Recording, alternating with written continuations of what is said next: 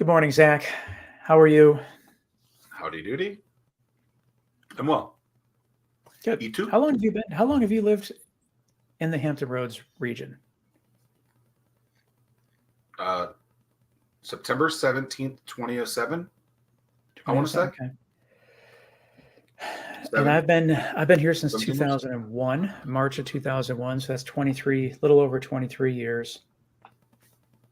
Where are we going with this? Well, yesterday, yeah. So it took 23 years, and I'm not proud of the fact that like in one day. Yesterday was a busy day for me, but one Please tell day me you went on every city. I did. Well, no, I did the Hampton Roads Bridge Tunnel. I did the James River Bridge and the Monitor Merrimack all in one day. And I've not done that and all in one day until yesterday. Okay. For traffic reasons or because you're in different parts that you need to be in? Yes. Yeah. Spectacular. Yeah. I would imagine I did that when I worked in TV. Probably. I So. don't know that I did, but that would be the only reason. I can't Yeah. remember the last time I went on JRB. Yeah. James River Actually, Bridge. so I was a judge at Franklin's startup event, and I did That was have to last do night? James River Bridge to get to Franklin. And then last night going to Suffolk, deep Suffolk, we took James River Bridge. Okay. I Well, don't know, congratulations on this monumental just a feat. fun little Yeah. fact about about this area. 23. I will Lots of tell you, bridges. when I moved here, the way that we got around was we had this big ass map book. I worked in the TV station, and we had to like go to like different locations. And the smart device was just coming out. This is 07, right? So didn't have that. Had a flip phone. The old Like, school Garmin's that you would have to download the software to. And I believe I had a TomTom. Yeah. But they didn't give me that. I got lost so many freaking times. I got so mad that for Christmas one year, when I was still receiving Christmas gifts from my family, as a young lad, that is the thing that I asked for. I have no idea where it is. It's probably in a box somewhere. Well, especially when you're in Virginia Beach and you're on Princess Anne Boulevard like 3 different times at 3 different places going in 3 different directions. And dude, and to try to read these things, like back in the day, I used to have to read a real map. Like they have these like. I would just like to thank the internet creators, Bob Dole, maybe, is that who it was, for providing us an opportunity to not have to be in such antiquated scenarios anymore. Because Isaiah, I don't know if you've ever had to read a map like through a book to like look, you're like, look at Q7, and then you look through the street, take a right here. Like, you want to know what's worse than a map? It's this weird gray spot between a GPS, like a TomTom, and a MapQuest. MapQuest is so unforgiving. You print them out. It gives you the instructions. When you have to print them out. But if you take a wrong turn, there's no recalculating. That's right. That's very true. That's when you have to waste 1 page printing how to get out of your neighborhood. They say, of course you know how to get out of your neighborhood or get back to your neighborhood. Growing up, family, we used to go to a lot of amusement parks. The way we would do this, this is like 96 to 2002. Did you go to AAA and get your TripTix? Maybe. But this is when like you get into an amusement park for the price of a hot dog, right? So it wasn't that obnoxious. You get a season pass for $35 and go to every Six Flags in the country. No line. We would print out MapQuest. I remember looking at that, and we would absolutely get lost as well. So, Chris Hively, thank you for creating something that has been a monumental monstrosity to so many families across the globe. Well, but still, that was a huge advancement back in the day. It's just, how did people order plane tickets back in the day? Like, what did they do? Agent. You have a travel agent. How did you go to the travel? There was a middleman. Okay, interesting. Yeah, and like you didn't. Yeah, it was just weird. They just said, and I think the travel agents would just sell vouchers, and then because you would have all that stuff printed out on hard copy, and it's just, I don't know. Times have really, really changed. So there probably just wasn't a lot of flights back then. I don't know.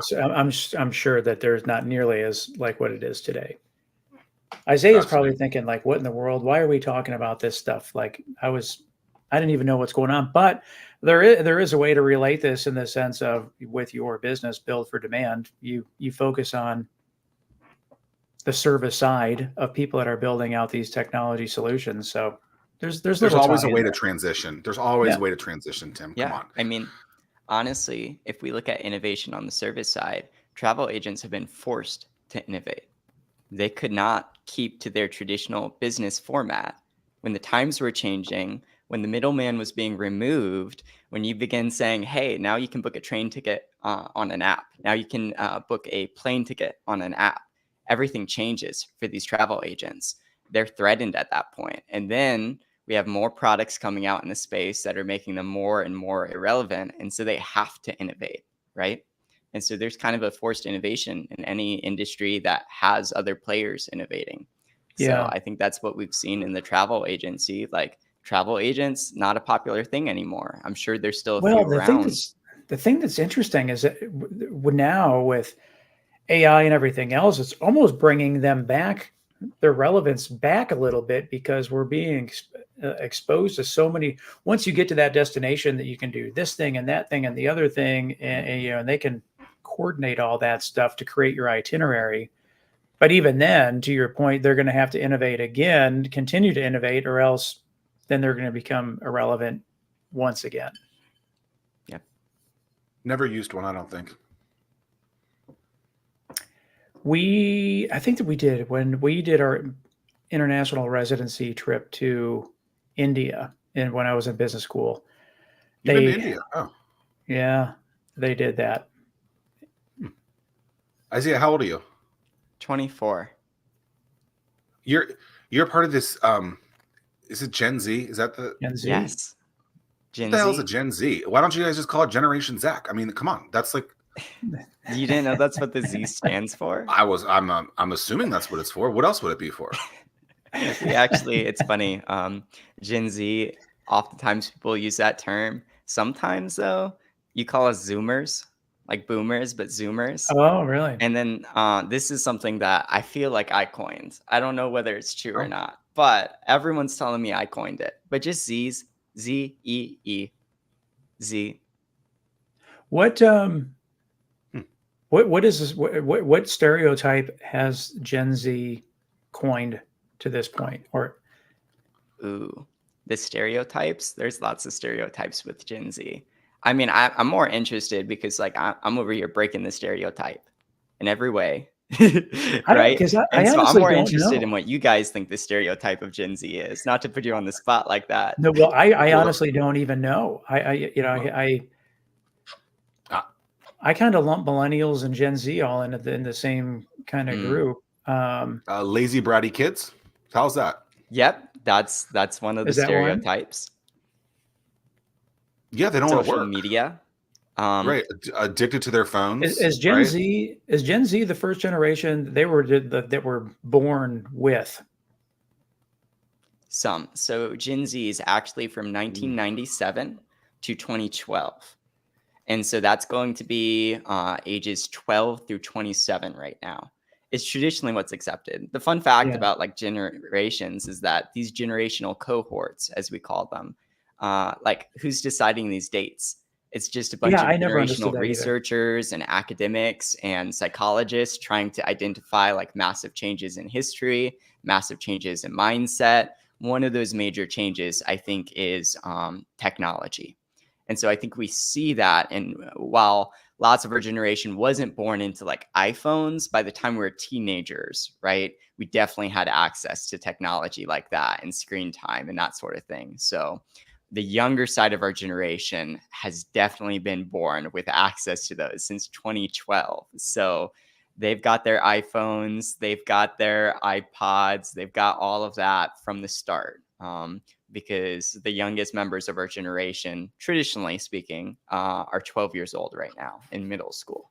And they've always had a device in their hand from the time that There were two, maybe the one. parents needed some sort of a babysitter, and the iPad or the iPhone was there to occupy their You don't time. see that. You don't see them in like the grocery store, like a kid that's like maybe 18 months old with like a phone in their hand. It's obnoxious. What were the ages right now? You said the 97 to 12? From 12 to 27 right now.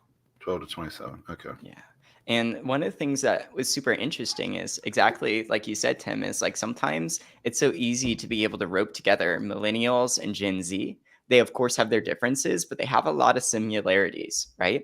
And so I was actually at the 757 Collab Spring Social a few weeks ago. I think Tim was there. Yeah. And I was talking to a few people because I'm the co-chair of the Hampton Roads Gen Z Commission. And so this is a newly formed commission that's dedicated to being able to hear and address the challenges that the Gen Z community is having inside of Hampton Roads. And so I was just talking to some people, chatting, trying to discover their problems, ask questions, kind of get that response and see, okay, what are the right questions to ask if we're trying to hear the most pressing challenges that our generation is dealing with in Hampton Roads. What So are I some would of like those? to see. Wait, go ahead. Yeah, what are some of those challenges that you've discovered? Ooh, so the first one is number one to hear. There's two challenges that we've really like identified that are pressing for us. We actually, in our inaugural meeting, if you want to call it that, our first meeting, we had a few high school students join us. We're like, you guys are like 17, 18. You're almost at that age where it's like you would be leading this commission anyways. And so we want to hear your problems. You're the section that's not necessarily a 12-year-old that can't articulate themselves and doesn't know all that much about the world quite yet. I don't know. There's some crazy 12-year-olds out there. I've been very impressed by some 12-year-olds.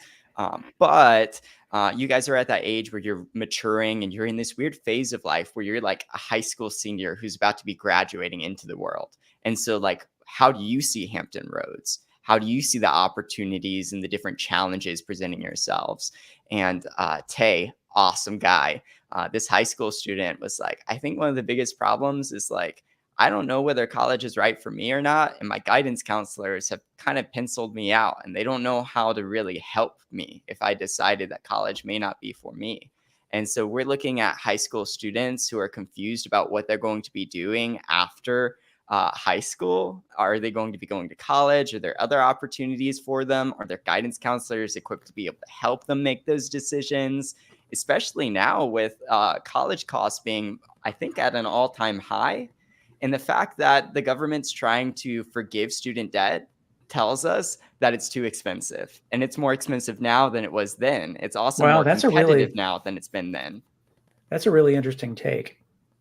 That if you have to forgive student loan debt, it is because the cost is too high, as opposed to, I guess I'm looking at this from the cynical standpoint that, hey, I'm trying to get votes. It's an election year. We forgive some student loan debt, and look what I did for you. So vote for me, kind of thing. So that's an interesting take. There's a lot that's screwed up on it, right? Like federally backed percentages that make you think like it's actually a federal loan, but in many cases it's not. The fact that the overwhelming majority of classes at a university are basically electives, right? Have nothing to do with your actual major. That's where a lot of the cash is in there. In my opinion, schools should have some sort of fee associated with it, but it should be getting into the trade that you're trying to do as quickly as possible, get you 50 miles away from your house so you can actually learn those life skills. But I don't need to be taking Spanish 101 4 years. I don't need to be taking a PE class. And put me in this. Like, I think when I actually did journalism classes, I think I took like 6 journalism classes. Yeah. Like, if that's all I needed, then I should have taken 6 classes, 18 credits. That's $5,000, call it a day, and I go work in journalism world.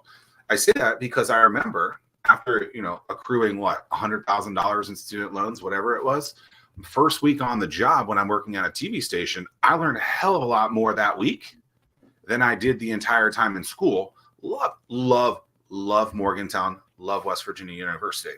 Would never say a bad thing about either of those two things. But the actual school system, when you put that to paper, you're like, this was not a good investment. This was a good time. Yeah. And those are there. And you got a lot of these teachers who have actually never actually lived in that world. There's a lot that's messed up in the education system. Well, I think that to Isaiah's point, say it cost $180,000 to go to school for 4 years. I I argue that you would learn more if you had $60,000 to try 3 startups, and on that third try, you would learn so much that you would have it figured out, and that third one would be successful. Yeah, You may even remember, figure it out after the second one, but to use that money to build a business, I think you would learn a whole lot more. yeah, I wrote this article a long time ago. It's basically like an entrepreneur's guide to an MBA. I swear I've sent it to you at some point, Tim. It's like 10 years ago. Yeah. And it was basically like, at the time it was $140,000 for a 2-year MBA. So I said, take that $140,000, don't start a business, but go and meet all these people who are in those categories that you would be taking, and then create relationships with that money in there, take them to lunch, go on a golf trip, do whatever it needs to be, learn from that experience, rather than going and reading a textbook, hearing some professor tell you, some nonsense. Yeah, A 5-year-old case study. Yeah. For me, 50-year-old case study. Since we do software engineering, oftentimes I have people who are just starting their careers and they're asking me, should I go to school for this? And should I go to boot camp for this? Should I just start working on this? And they have all these questions about their education, what it should look like. And what I always say is it's all about exposure and what you do with it, right? Because that's really all education is. This is exposure and what you do to it. Are you being exposed to these ideas? Are you being exposed to these topics? And what are you doing with that exposure? Are you taking advantage of it? Are you making the most of it? Or is it going to waste? And different people deal with different types of exposure in different ways. And so university could be a great option for some people, but a horrible option for others, right? That type of exposure where it's usually in a more academic setting and there's lots of reading involved. Sometimes it's very seminar heavy and there's classwork. And then sometimes it's not so seminar style and there's lots of lecture. So it's like, it's all about the exposure that you gain. And so I think that kind of resonates with what you're saying, Zach, is like, hey, get exposure, expose yourself to people who are out there who are doing it and garner like the most important connections, but also their insights into their industry and what they're doing. And so for me, like that's what education and prepare for a career actually looks like, is getting exposure to that work and what it looks like and what success looks like, whether that comes through education formally, whether that comes through a boot camp because you're learning to code at a boot camp, like a trade school, whether that comes from just doing it, whether it comes from watching YouTube videos. It's all about, or reading books. It's all about that exposure and what the individual's able to do with it. So are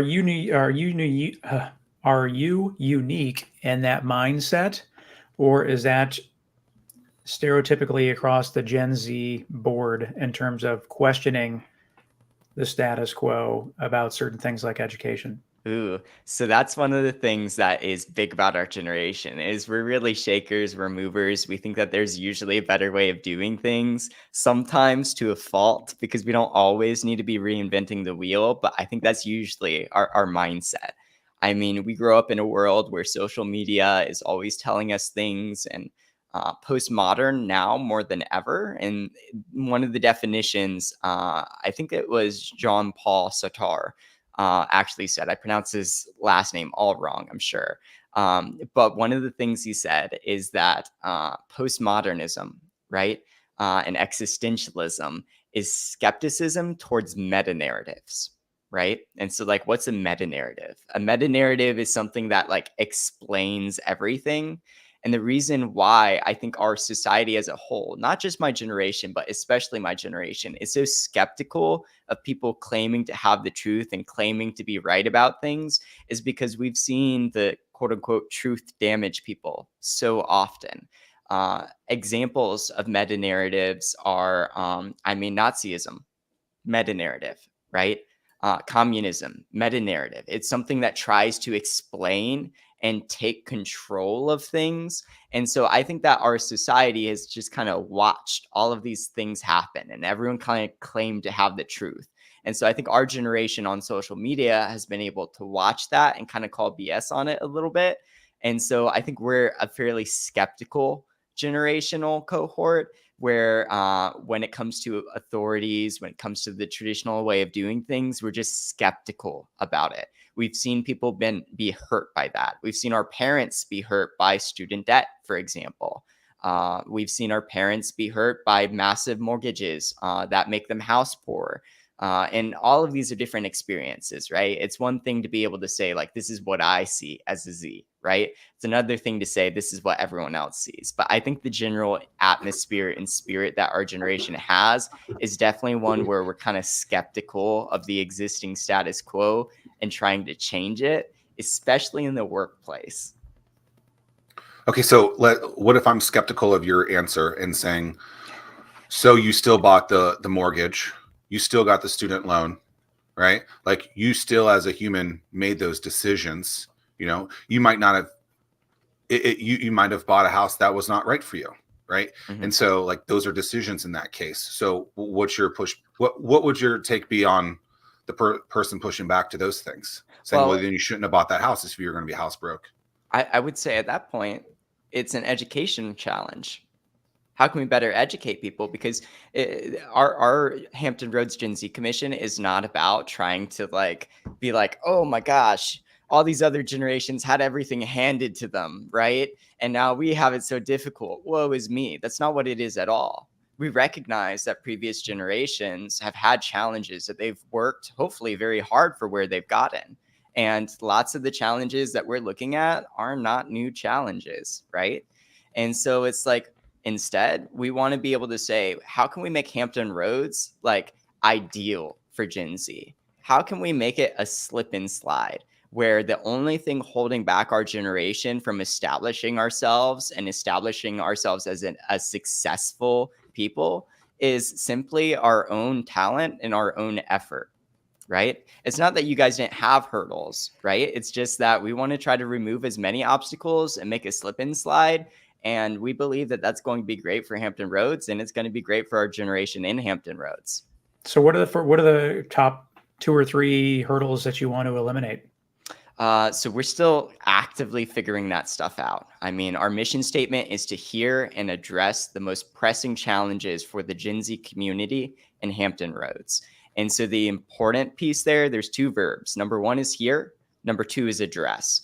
And so we've started addressing that issue I mentioned earlier, where graduating high school seniors who are Zs are a little bit confused on what they're supposed to be doing after they're graduating, especially with college costs and admission rates being so competitive and high right now. And there being so many alternatives these days, especially with our entrepreneurship culture. There's lots of students who don't have exposure to entrepreneurs and haven't really met with people who consider themselves entrepreneurs, but have heard about it on the internet, or they've kind of come across it and they're interested and they hear about people who have succeeded and haven't gone to college. And so that's something we've started to address. We actually just hosted one of our first meetings where it's like a town hall. We invited a bunch of different high school students to come and just be able to share their problems and what they're experiencing. One of those that popped up in that was, hey, my guidance counselors actually don't schedule one-on-ones with me. And it's so they'll come to my classroom and they'll talk about this high school education and how it's going to affect our college pieces. They're making the assumption that we're going to be going to college. They don't really invite us to sit down and talk about college. And I was shocked because when I went to high school, I graduated from Indian River High School, born and raised Hampton Roads. When I went to high school, they did that. They sat us down and they spoke to us. They did one-on-ones with us. And so it sounds like some high schools aren't even doing that anymore, where you get one-on-ones with your guidance counselors. And I still feel like what we've heard is that guidance counselors don't know what to do with students who have decided that college isn't for them. And they don't know how to help those students when there's other opportunities like trade school, there's entrepreneurship, there's starting careers that don't have the same barriers. And so we've started to address that by just kind of listening. And then we're starting to make connections and actually working with the Crop Foundation. And working with them, what they do is they actually do event catering. So that 757 collab spring social that we, I think you were there as well, Tim. I think I actually remember you speaking there and announcing a recent micro pitch that you guys were doing. Yep. And so one of the things that they do is they create opportunities for students in high school to explore career opportunities in the culinary arts. And so they do event catering, and the Crop Foundation does so much more than that. Kip is an amazing guy. He's the executive director over there, and they're doing some amazing stuff. But they create this curriculum that actually works as credit hours for these students to be able to experiment with career opportunities in culinary arts and find out whether it's good for them. And guys, I mean, Tim, you were there, so the food is actually really amazing. And Yeah, so Zach, these Zach students, was there as well. yeah, Zach, you were there. I didn't see you. Yeah, there was kind of crazy. There was a lot going on for sure at that. Real quick, is there other metropolitan areas that have Gen Z commissions, or how did this start? Well, your associate director, James Doe, actually was noticing that there's lots of stereotypes around our generation, the exact same ones that Zach was mentioning earlier: lazy, entitled, overexposed to technology and Is social a media. stereotype a stereotype if it's true? There's some parts of, well, stereotypes exist for a reason. I've always believed this wholeheartedly. That's a little bit of a hot take there, but stereotypes exist for a reason. That doesn't mean they're accurate. Typology, which is trying to type someone or something into a box, never works out well. But stereotypes do exist for a reason. And that reason's not always pure. That reason's not always wholesome. So it doesn't necessarily mean that stereotypes are good in any way or form. But stereotypes do exist for a reason. And so the stereotype around Gen Z does exist for a reason. See, But old people also should not be driving. So it's not just Gen Z. I mean, well, that's what I was gonna like. For me, I'm like, it's crazy to think that I'm getting to the point now where like the number of people that are older than me is decreasing, and so I just lump everyone that's younger than me. Like, I'm terrible at guessing ages, so you're either older than me or you're younger than me, and I try to keep a young mind and a young heart when I'm at these places, not to stereotype folks and assume that they have the best qualities that I'm looking for. Yeah. Every generation has its own quirks and idiosyncrasies and faults, but they also have their own strengths. Sure. Right. And so a massive part of this commission is going to be having to look, in the mirror and saying, what is our generation legitimately struggling with that, like, we need to pull it together? It's not just like Hampton Roads coming together to help us, but like we need to help ourselves first, because there is some truth to some of those things. For example, though, it's not as black and white as you might think. Personally, my view around this, my perspective, when it comes to the workforce, number one is we're making more money on average than millennials made when they were our age, which is kind of crazy. Next year, we will actually have, it's predicted, McKinsey recently released a report on this. It's predicted that our Gen Z workforce numbers are actually going to exceed that of boomers. So we'll have more Gen Z work in the workforce than we'll have boomers in the workforce, mostly because they're aging out and we're aging in. Next year is it's predicted. But there's kind of this idea that, like, hey, you live on your mom's like basement sort of thing, and like you don't have a job. And one of the things that's frequently raised by employers, hiring managers, even coworkers, looking at studies and reports, and even just like personal experience, is that like Gen Z is more difficult to work with. We have like demands. We expect higher salaries. We expect better working conditions. I've even heard that we set more boundaries between work and personal life. I don't know whether that's true or not. I haven't seen that in my personal life, but we set more boundaries, all of those things and demands that we seem to make on the workplace. I think there's kind of this idea that we're very idealist. And I want to say that it's not that we don't want to work. It's not that we're not working, because obviously there's lots of Gen Z in the workforce, and there'll be more Gen Z in the workforce than boomers in the workforce next year is predicted. But I think this idea of like you're on your mom's couch or something like that is really because we won't just take a paycheck. Our generation is not one to take a paycheck. We're the kind of generation that needs the paycheck and meaningful employment. And so like we're on a mission, and I consider myself like the philosopher of our generation in the commission, because I'm always thinking of like the philosophy and like the headspace on like a really deep level, sometimes to get really abstract with it. But I think the reason why is we live in a culture, in a society that has challenged the virtues and the values that were passed down to us, inherited from us. It's not just like, hey, you believe what your parents taught you, sort of thing, because you've got the internet teaching you something different. In the public school system, there's a very big free speech movement, which is good, right? So it's challenging those beliefs that used to remain unchallenged. And so our generation has probably felt really lost. We haven't just been passed values from our parents and then just believed those. Instead, those have been challenged from every single direction, and we're exposed to new ideas in ways that previous generations might not have been exposed to. And so we've always been kind of uncertain about our values. And so for the older part of our generation, we've started to kind of pull together what we believe and what we think is a virtue, what we think is a value. And once we've pulled those together, I feel like our generation protects them at all costs. We had to work so hard for it. We lived so long confused about what we believe in our virtues and our values, because society believes so many different things. And we're hearing all of these voices in our heads on social media, on YouTube, from podcasters like you guys, right? Completely opposite ends of the spectrum. So we have to figure out what we believe for ourselves. Meanwhile, previous generations have been able to rely more on what their parents taught them, take those and run with them, and then usually end up changing them later in life. I don't know about usually, but oftentimes change them later in our life. Our generation deals with that like from the moment they're born.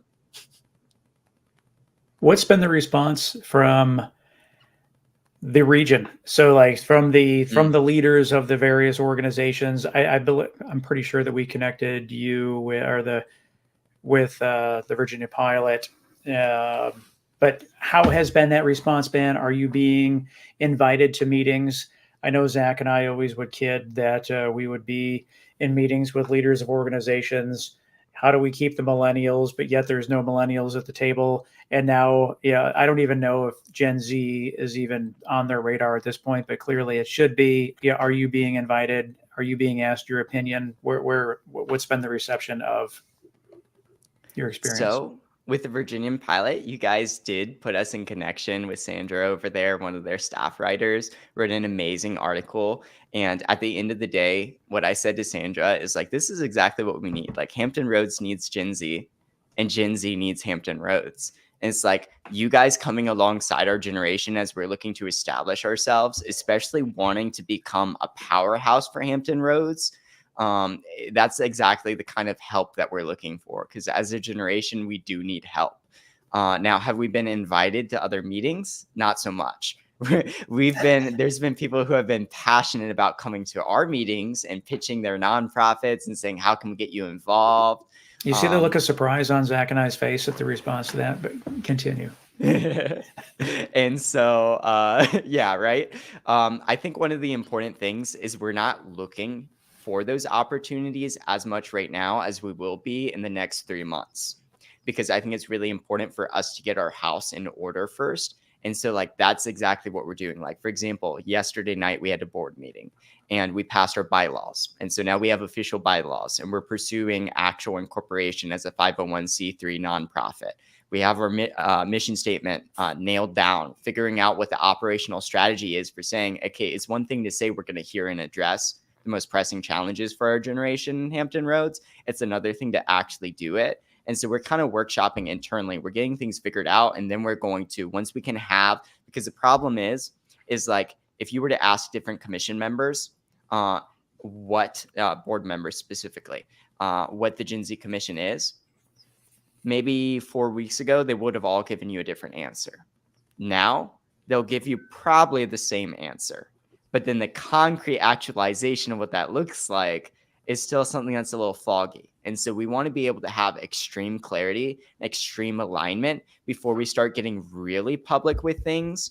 I know that we've actually started conversations recently. The regional organizations presidential council was something that kind of got a little bit more attention.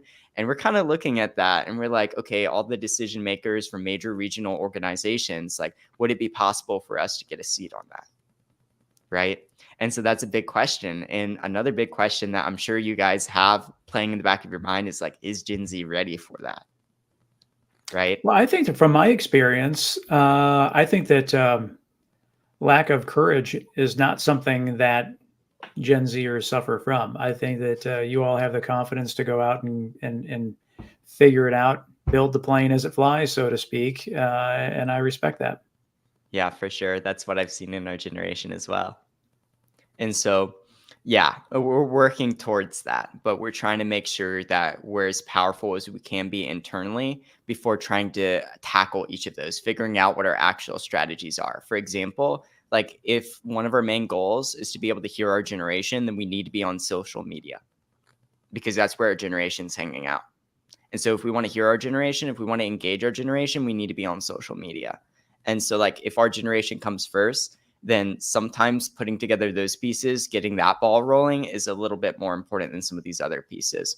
And so we're still figuring things out. I mean, like you said, as we're flying, we're piecing the plane together sort of thing.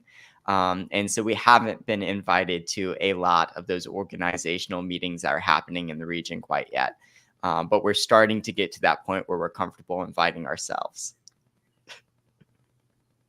All right, let's transition to build for demand.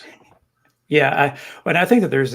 I'm curious to see where you take this, Zach, because it applies to this as well.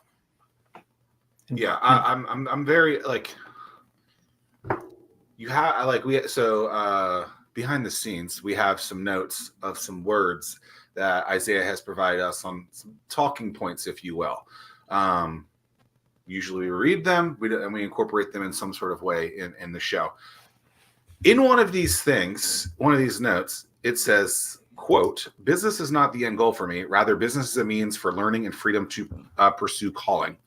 And so I'm just interested, like, so are you saying you don't care about money? Like, is this like how you have to have some sort of capital to live, right? Like, how do you incorporate that into everything you just said over the last 36 minutes? Like, just explain to me the business. Do you not? So can everyone do it for free? Like, let's walk me through all of this because on the surface, that's kind of what I hear when I read that statement is like, okay, Gotcha. like money is not important to me, but you know, if I was to tell my grandma that, she'd be like, "Oh, Sonny, that's no." Another way to be able to say that same and rephrase it is that money is necessary. It's just necessary. And so like that's what business is for me in many ways. Is like money is necessary. It's important, right? And so we have to make money, but it's not about the money, right? And so that's a big part of business for me. For me, it's more experimental. Like my entire life feels like the scientific method. When I'm sitting on calls and I'm mentoring software engineers, 90% of the time, the answer I'm going to give them is just work through your scientific method, right? Same thing is true in business. You make an observation, you ask a question, right? You do some research around that. And then you go ahead and you experiment yourself. You form a hypothesis and then you test that hypothesis by running an experiment. And then you analyze the results and then you form a conclusion. Business is just like making good decisions, not even making the best decisions, just making good decisions, right? Frequently, as often as possible, and making those good decisions more than you make faulty decisions that are learning experiences, right? So for me, it's like lots of this is experimental. I have lots of joy that I get from building the business, from innovating. And it's not about the money, but the money is an important piece of that. You need money if you're going to be a business. And for me, I think what I had wrote down is like, I want to be able to pursue personal calling. I want to be able to focus on more nonprofit related work. My like 10-year goal is to be able to endow a nonprofit foundation that helps Christian organization leaders be better organization leaders. And more effective as Christian organization leaders. Because I think even looking at like Christian business owners, there's not always much of a difference between Christian business owner and like just a normal business owner. And I think there should be a difference. And so like I want to endow a nonprofit that's able to focus on that. But obviously that takes money. And so like that's the purpose of these businesses for me, is to be able to make money, make profit so that I can focus on the important things 10 years from now. Does that make sense? Yeah.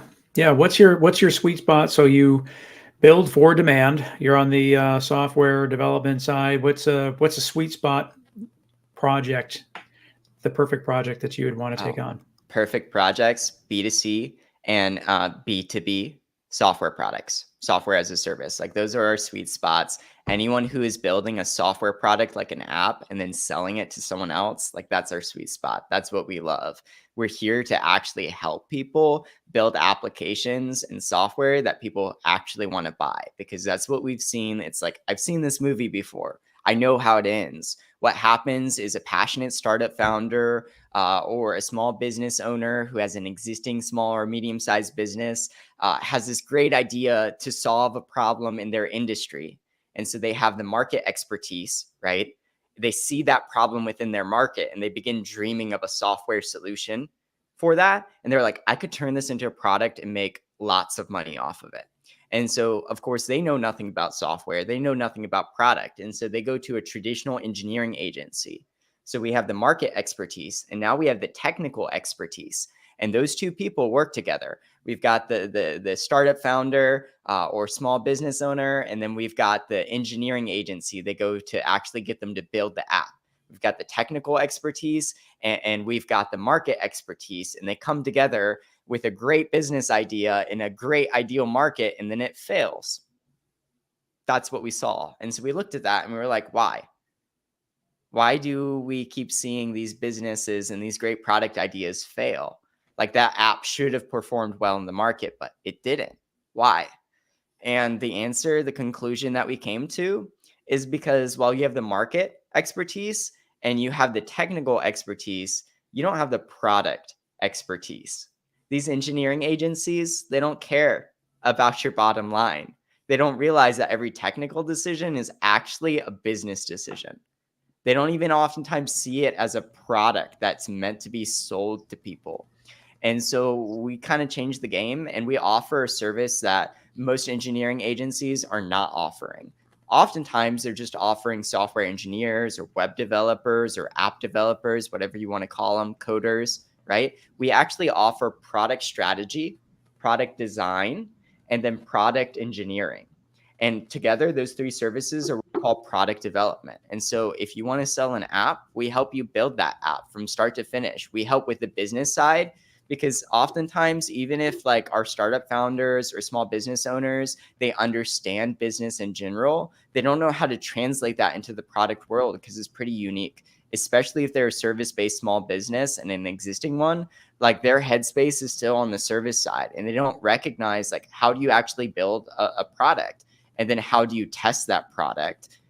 They're willing to invest $30K upfront into it and be like, okay, let's build this thing. And they build something that no one wants to use, that no one wants to buy. And so we say, okay, let's try to apply those lean startup principles, right? Let's try to experiment instead of spending a year building this without ever launching it to users. Let's take 6 weeks and build something and then launch it, even though it's rough, and learn from that. And then we can try to achieve product market fit by shaping it. It's going to look very different, your idea from the onset, than it does at the final time when it's like complete and you have product market fit. And now we can start to grow and scale that. And so that's part of the unique that we offer is like, hey, we're not just on the engineering side with the technical expertise. We actually have product expertise and recognize that every product decision is actually a business decision. Everything down to our pricing model is different from traditional engineering agencies because we are optimized to help people who want to build software products and sell them to other people. So it's still possible that these ideas that people have are never going to work, even though they're great ideas. I mean, there's a million apps in the App Store. So like, I grasp what you're saying, but at the end of the day, like you still never really know. And Yeah, it's still but possible you can increase your odds. Right. Yeah. You can increase or your maybe odds if you by can doing de-risk it, less, right? by doing less, you don't have to spend as much money because at some point you realize, okay, I need to throw in the towel on this thing. But Yeah. I mean, there's plenty of ideas that we've seen over the last 15 years that should have made it, but didn't. And even produced by super wealthy people who have tons of capital to go in, and then they drop. You know, it's a very tough game, regardless of how it's built and the testing and stuff like that. And so it's like, I mean, you see Facebook fail, you know, here's this idea. We're going to try to do this thing, you know, very wealthy company, you know, Walmart, very wealthy sure. company. Stuff doesn't work. So it's definitely tricky. One of Is the things, Build for Demand a for-profit organization? yeah, it's a for-profit organization. Oh yeah. Yeah. And so how do you balance that? When you have you want to service some nonprofits and help out from that standpoint, how do you draw that line between we're a business and we have to generate revenue and make money versus, man, I really see your mission and your vision and where you want to go, and I want to help you get there. We don't actually help nonprofits. That's not something we do right now. Oh, okay. That's part of my 10-year vision, and one of the Got it. purposes of this business is to make it so profitable that I can endow a nonprofit later and focus on that, and be able to find someone to run this business within the next 10 years. Got it. But yeah, so Well, we're not especially, helping and I guess nonprofits. When it maybe comes to nonprofit was startup a bad. founders, though, Yeah, they that's where have I was the going to same go problem. next. Is Because they don't have any money unless they've gotten right, investors already. And so this is like a clear difference between our business as a product-based business where we service people who want to launch software products as opposed to a traditional engineering agency. You go to a traditional engineering agency and they give you a quote and they say, this is going to be 50, 60K, right? Or this is going to be 100K to build. And then the startup founder who's not even connected with other entrepreneurs, they've just seen a market issue. I see this all the time in sales call as they run to me and they're like, you're my last hope. I've talked to like 3 other organizations. Each of them have been so expensive. We can't afford them, right? Like we don't have the product. We need to build the product so that we can sell the product and make money. It's like, it's too expensive for us. Every other engineering agency is just saying, hey, here's the price. You can't afford it. Get a loan, right? We look at them and say, well, that's because you're trying to, like, you're a startup. And they're like, oh, wait, I'm a startup. Oftentimes, like we catch them before any other organization, even in the area or anything does. And they're like, wait, we're a startup. And I'm like, yes, you're a startup. And they're like, and I'm like, you're not alone. Everyone who's starting a new business What do they think encounters they this were? problem. What was If that? they weren't a startup, what do they think they are? I don't know. That's the thing. And that's the thing with so many startup founders is that like, because they're like literally just getting into it oftentimes. yeah, And so it's like hard. they've had an idea and they're like, okay, now we need someone to build this. Like I have an app. I want to build this app. I've got a vision for it in my head. Now we need people to build it. And before they're connected to other business owners, because they're usually market experts.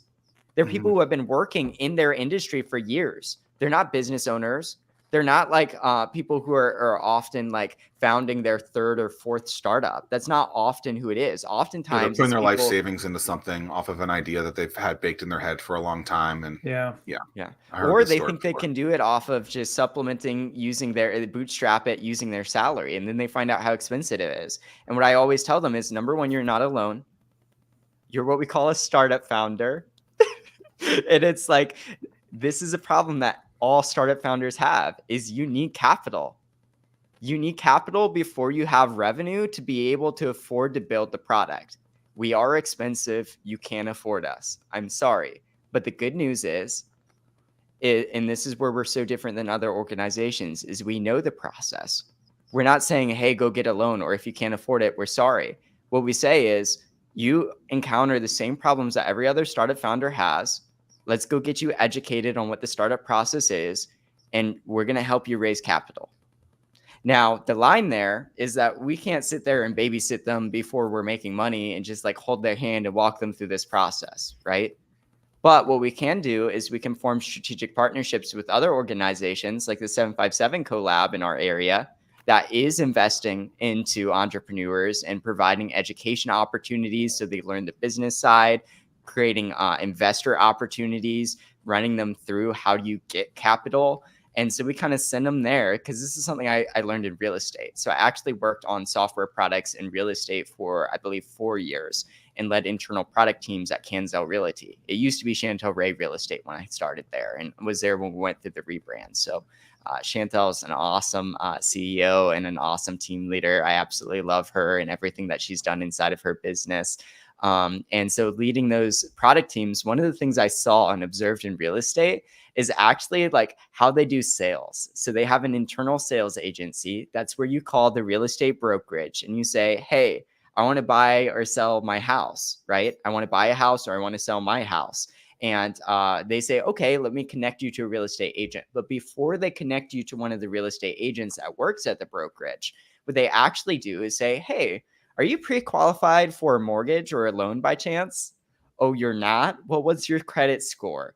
And they start collecting that important information, because lots of people who are seeing a sign on the highway or just browsing the internet for real estate might not be ready to buy their home, like if they're first time property buyers. And so we need to qualify our leads, right? In any sales department, you need to be qualifying leads and make sure you have the right leads. And so they qualified their leads by asking those questions. But for leads that weren't qualified, that weren't pre-approved for a mortgage, or didn't have a great credit score, or didn't have enough money saved up for a down payment, they didn't just throw them away, right? They didn't say, sorry, you can't buy a house with us. They didn't say, figure that out, then come back to us later. Instead, they formed a strategic partnership with a mortgage lender.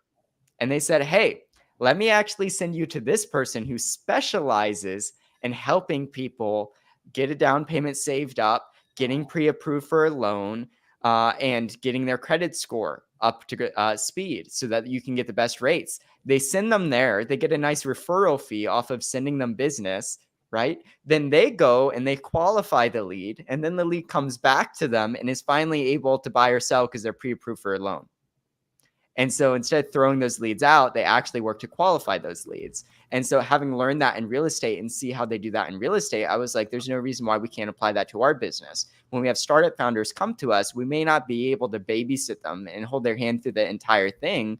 What we can do is we can pair them up with organizations that can help them continue to stay up to date and up to speed with them as they walk through these programs. And when they finally get funding from those investors, as they workshop those ideas internally with incubators and get into an accelerator, okay, now we can afford to build you an MVP.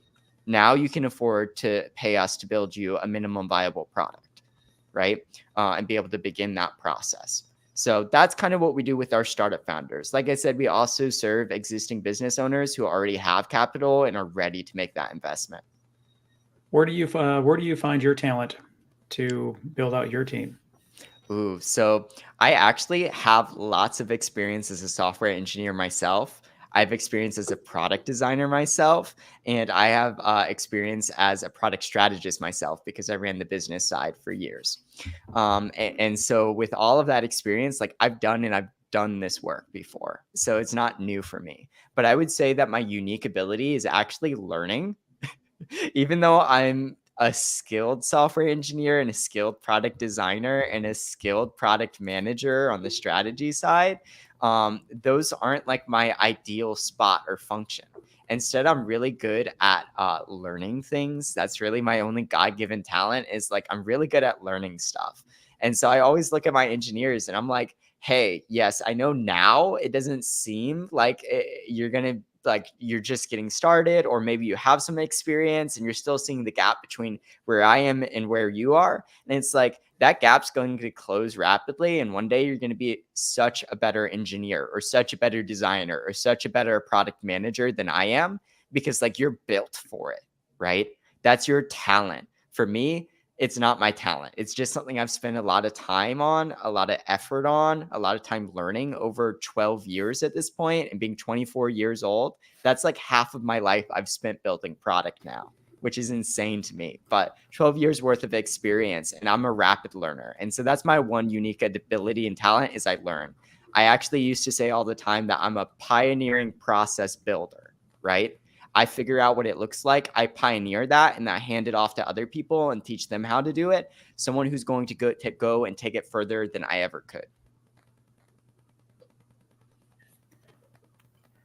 I have like flashbacks. Zach and I used to do agency work, and flashbacks. Founders and businesses that want they see where they want to go, but then totally miscalculate what it's going to take to actually get there. Yeah, Very, very tough process. we're applying those same, because one of our big things that I say all the time, and I just like really drill into our stakeholders. Our stakeholders are our clients. We almost always just call them stakeholders because they're stakeholders in the product, and they have other team members that are stakeholders. I drill into their mind because we're trying to teach them on how to be better product stakeholders. How do you make good product decisions, right? You may have market expertise, you may have good industry expertise, but when it comes to product, there's a lot for you still to learn.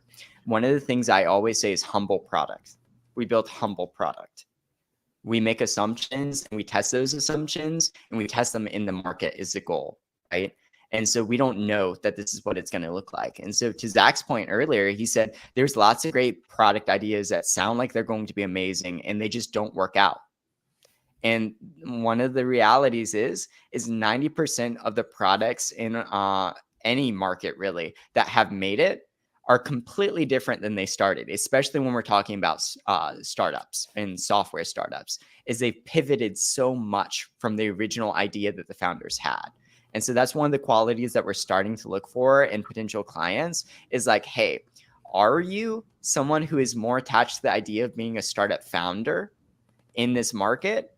Or are you more attached to the idea? Because the idea may not work out. We may have to pivot 12 times. And what that idea and that vision for the product looks like on the onset will look entirely different than the outcome because your original idea may not work well. So we may have to pivot and pivot and pivot and pivot. So humble product. We kind of have ideas of what it looks like and we have a vision for that, but now we need to test that. Same thing is inside of our business. We're building humble services where it's like, okay, we have ideas of what this looks like. We're challenging, we're innovating in the service side of the tech industry, but these might not work out. We may, like you said, Tim, miscalculate what it takes to get there as an agency who's serving lots of different clients and testing out new processes and changing the status quo in the industry. We're going to make some mistakes. We're going to try some things and they're not going to work. We may try some things and it works better than the status quo, but not good enough. And so we're continuing to try to be as humble as possible and continue to shift and change the way we do things. And we see that like on the daily inside of our organization. Do you guys know each other? Have you guys ever met? First time. Okay. First time. Well, he saw you on stage. Yeah, I saw you on stage. What are your thoughts?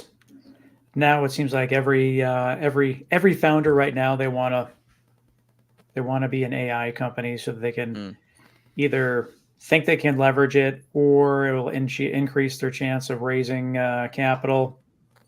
So what we've actually seen in market reports for 2023 is that software as a service products as a whole, the growth in the industry has decreased. It's still massive. It's still a great industry to be in, but they're not growing as much as they were, except products that monetize, and that's the key, that monetize AI have this kind of stronghold, this bubble where they're experiencing the same growth as before and then increasing that. And so AI is very critical for software products right now. But AI done right is the key there because there's a lot of products out there that are doing AI wrong or they're not trying to monetize it. They're trying to make it like a default part.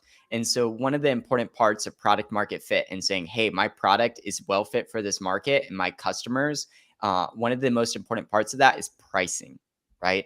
If you build a great product that solves someone's problem, but it's a $5 problem and you're trying to charge them $30 for it a month, they're not going to buy it. Your pricing has a big role in outcome of your product market fit. And so with AI, you need to monetize it or it's not going to be great for your application. It's just expenses. And so it's not a scalable business model unless you're monetizing it in some way. One of the pricing models we're starting to see is that services will charge separately for AI than their primary services. And that's a model that's been working very well for lots of products. And so it's about doing the AI well. And there's a lot of miseducation in our industry. I'm actually in the process of writing an article that's kind of like a letter of concern to the industry because there's lots of engineers, there's lots of agencies that believe they know AI and they don't. They've learned ChatGPT and the back-end side of ChatGPT and how to use that. But ChatGPT isn't built to solve specific narrow problems. And we need AI to solve specific narrow problems inside of most products. And so there's a lot of teams who are out there trying to implement AI, and it's not working very well because they're using the wrong technologies and they're thinking they understand AI when they really don't. So AI is a big thing in our industry. I'm very passionate as well about the product design part. That's creating like UI screens. What's the user experience like for using AI? Because whenever we innovate, product design plays such a major role because I mean, you guys have probably worked with a few different applications that are starting to launch AI, and sometimes the user experience isn't there yet, or sometimes you're shocked because it was a great user experience. So the industry is still adapting rapidly to AI products. But yes, it may not be a good starting spot for many startup founders, but AI does have a role inside of their product at some point. I still think. Go ahead, I still think the robots are going to kill us. Very well, it's possible. So there's a what's his name, John Goodman, maybe? That doesn't sound right. I can't think. The guy who's in the home.com commercials, who was in Jurassic Park, the cool guy. He said something like, man created dinosaur killed dinosaur, I don't, whatever it was. And so like, I'm just like, man creates robots kill man. I feel like we're creating our own demise. I just think it's the truth, unless we create like this second world where we can be in a simulation. We're already in the simulation. We may be in the simulation. I'm not sure. That's going to be for a different discussion, because that could take us to infinity and beyond. I think high school education is going to play a big role in the use of AI soon. I really do. I mean, if the education industry can get up to speed, because part of it is an ethics question. Like, what does ethical use of AI look like? What is good use? It's just like plagiarism, right? Yeah. Is like, we need high schools to start teaching these students, like, what are good uses of AI? What are bad uses of AI? The fact that you're still taking responsibility, and start training them how to use like large language models like ChatGPT. There's a lot that our society needs to figure out. And I agree with you, Zach. It's kind of scary. What scares me the most is how fast it's happening. Oh, it's happening lightning speed. And like, I just had a conversation with somebody over the weekend, and he's at college, he's in a dorm, and he's like, life is good. I have a dorm to myself. And the reason being is because his roommate was kicked out for a semester for using ChatGPT to do a report. And I don't, and I get that that's what. How do they figure that out? Well, you can put stuff through for checker to check it. But the thing is that kind of BS though. They don't work too well. Yeah. But the point being is that that's not the answer either. Just suspending someone and put them on probation. We have to leverage AI and teach people how to use it in that ethical manner, because, prompt engineering it's going to be a thing of the future. And we need to teach our people how to build those prompts to get the results back that you're looking for. But don't you think everyone is using it as some form? Not everyone, but don't you think a lot of people are using it at least for a first draft? Like, I feel like that's like the overwhelming majority of people I talk to say not a polished product towards the end. No, but it gives you a 60-70% start. Yeah. Yeah. I mean, personally, when I'm writing an article, I'm kind of a control freak when it comes to my articles and my writing. Not that I do a whole lot of writing or anything like that, but that's just historically, I've always been that way. I use it to help me workshop the outline. Yep. Mm-hmm. And then if there's specific like paragraphs or so that I'm like, hey, I need something to connect these paragraphs, but I'm not sure like the best way to do it. Help me solve specific issues, or take what I wrote, pass it to it and say, what are some improvements you'd make to this? And ask it for feedback. And then it gives me that feedback. And then I go ahead and I implement it using my own brain. Right. Have you crossed the path of leveraging AI to help you write code or check your code? So, I'm kind of a grandpa when it comes to that, honestly. So I don't spend a lot of time writing code anymore. I spend a lot of time with the people who do write code, though.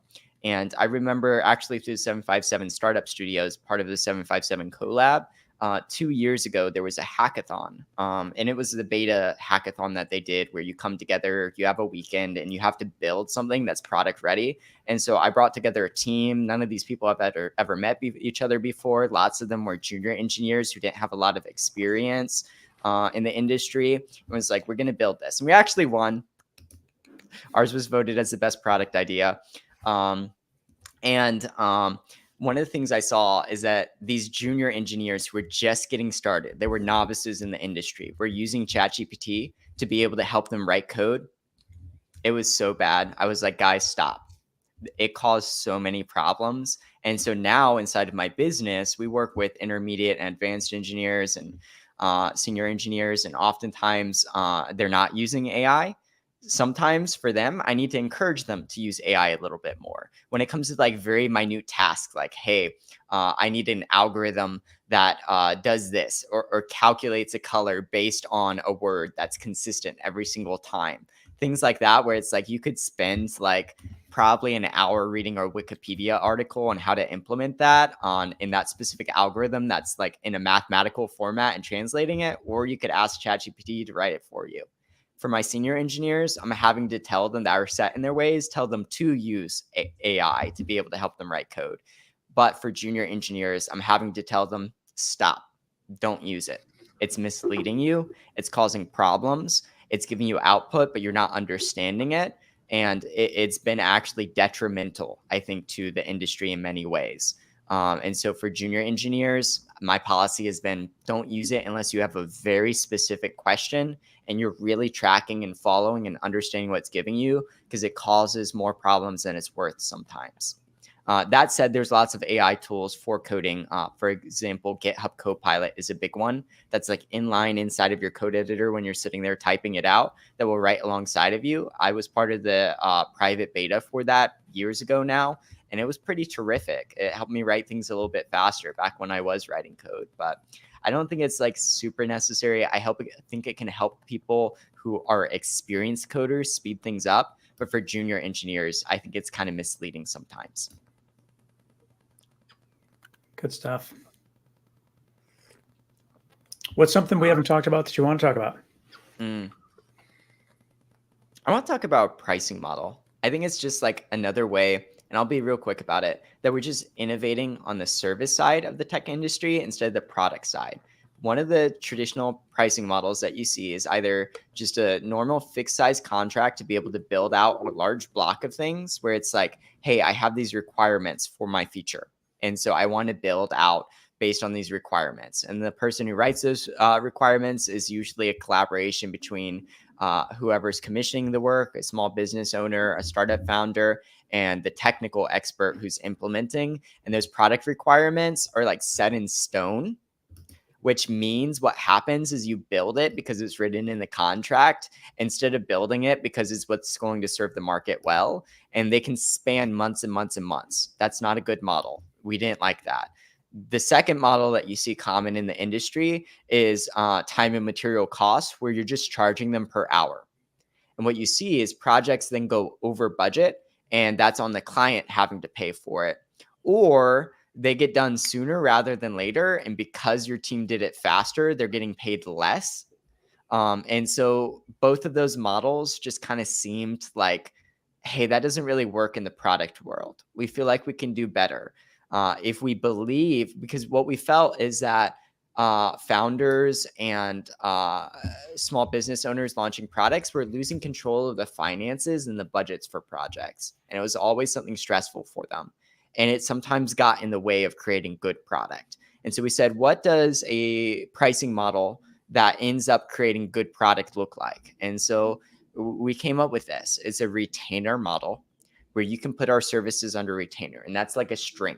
It's the long-term coverage that we provide for you.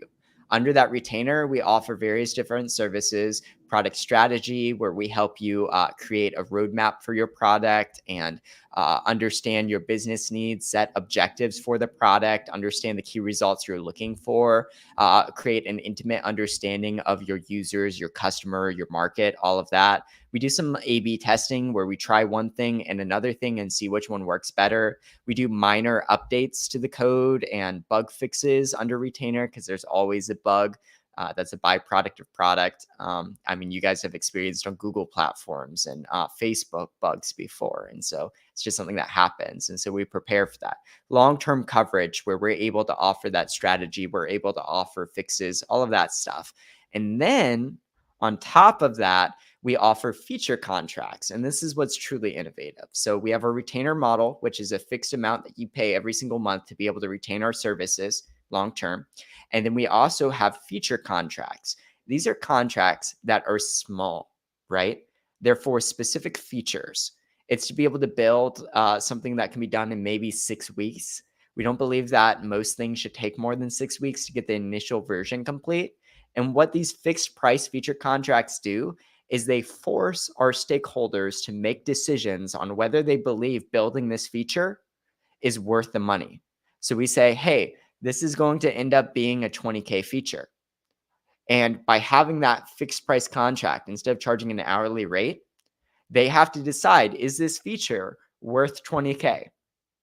And they have to look at the ROI or the predicted ROI on that and say, do we think that this is actually going to be a valuable feature? And so that's one of the things that we love is that long-term retainer model allows us to have a long-term relationship with our clients and be able to really learn their market and their industry and to be able to understand their real objectives within the business and be able to monitor the product and really be able to follow it and stick with it and have a relationship with it.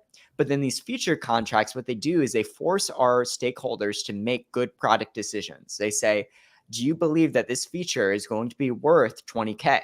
Because if you don't believe the feature is going to be worth 20K, right? If you don't believe there's going to be that big of a return on investment for it, then you shouldn't build it in the first place.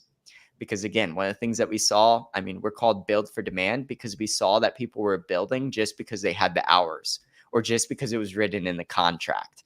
So what we do is we say, let's do smaller contracts, right? For specific features. And then let's go ahead and put a price tag on that.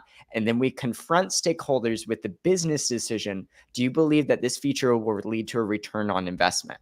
That's just another example of like our pricing model is different than every other organization in our industry because it's fit for people who are trying to build product that has to sell, right? That people actually want to buy.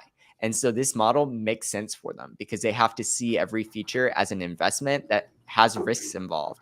And so we confront our stakeholders with those decisions and force them to make those decisions instead of just saying, let's charge an hourly rate and we'll start working on this, right? And they lose control over understanding the kind of decisions that they're making in their business. Well, I wish you continued success. I'd love to. Let's definitely keep in touch. Love to hear how things go for you and leverage us as a resource to help you and with the Gen Z commission. Awesome. EE. Sounds good. I mean, I got you guys' contact information. I'll make sure I use it. Business has been really good with us so far. The main thing, of course, is growth pains. And when the main problem is growth pains of like, we're growing so fast, we need to hire more people, we need to train those people, you know you're in a good spot and you know you're doing something right. We haven't even had to do a lick of marketing for our business because of how good word of mouth has been and how like much our clients trust us to be able to throw us towards other clients. And we're forming strategic partnerships with accelerator programs for startups that just got a fresh inflow of capital. We're forming relationships with digital marketing agencies because oftentimes people go to people who build websites and think they build apps. And so they're like, we don't build apps, but we know this person who does, and they send them to us. And so Awesome. Things have been going really well. So. Well, congratulations and wish you continued success. Awesome. Thank you so much, Tim. Thank you so much, Zach, for having me. Loved our conversation today. Awesome. Toodles.